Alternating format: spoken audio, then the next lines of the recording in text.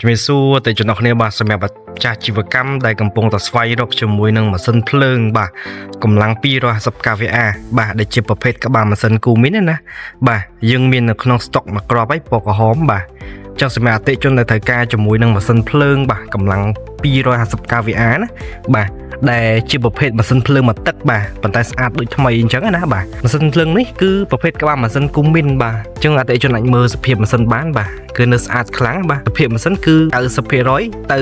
95% បាទគឺស្អាតខ្លាំងមែនតើបាទហើយម៉ាស៊ីនភ្លើងមួយគ្រឿងនេះក៏ភ្ជាប់ជាមួយនឹងបាទប្រព័ន្ធបញ្ជា controller ដែរបាទគឺ Smart Chain បាទ Smart Chain នេះគឺងាយស្រួលប្រើប្រាស់មែនតើណាបាទអញ្ចឹងនៅពេលដែលម៉ាស៊ីនឡើងកម្ដៅបាទខ្វះទឹកខ្វះប្រេងអីវាលោតអាឡាមបាទនៅលើកុងទ័រនេះយើងដឹងណាបាទអញ្ចឹងងាយស្រួលប្រើប្រាស់មែនតើបាទជាមួយ model ចុងក្រោយនេះណាបាទ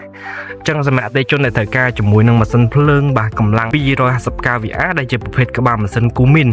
បាទហើយអ្វីដែលកាន់តែពិសេសហ្នឹងទៅពេលអតិជនជាទៅខាងក្រុមហ៊ុនមានការធានាជូនរយៈពេល3ឆ្នាំមកបាទទៅលើសេវាកម្មជួសជុលបាទនិង6ខែទៅលើគ្រឿងបន្លាស់បូករួមជាមួយនឹងការ free ដឹកនិងដំឡើងជូនអតិជនដល់ទីតាំងផ្ទាល់តែម្ដងណាបាទអញ្ចឹងសម្រាប់អតិជនដែលត្រូវការជាមួយនឹងម៉ាស៊ីនភ្លើងកម្លាំង250 kVA មួយគ្រឿងនេះអាចតំណងបានតាមលេខទូរស័ព្ទខាងក្រោមឬក៏អាចឆាតចូល Page បានបាទអរគុណច្រើន